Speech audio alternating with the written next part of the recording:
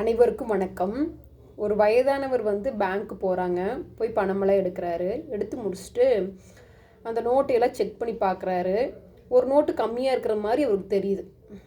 திரும்ப எண்ணி பார்க்குறக்கு அவருக்கு சிரமமாக இருக்குது. ஏன்னா வயதானவர் அல்லவா. கேஷியர்கிட்ட பணத்தையெல்லாம் கொடுத்து ஒரு நோட்டு கம்மியாக இருக்கிற மாதிரி இருக்குது, மிஷினில் போட்டு செக் பண்ணி பார்க்குறீங்களா அப்படின்னு சொல்லி கேட்குறாரு.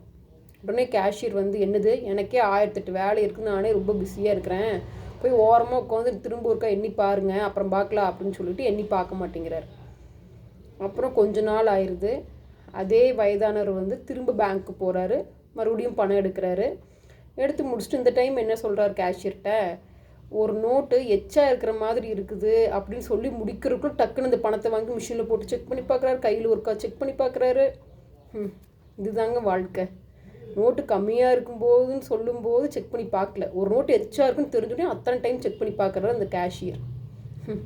இந்த காலத்தில் பணம் சம்பாதிக்கிறத விட சம்பாரித்த பணத்தை தக்க வச்சுக்கிறது தாங்க சாமர்த்தியம் இருக்குது.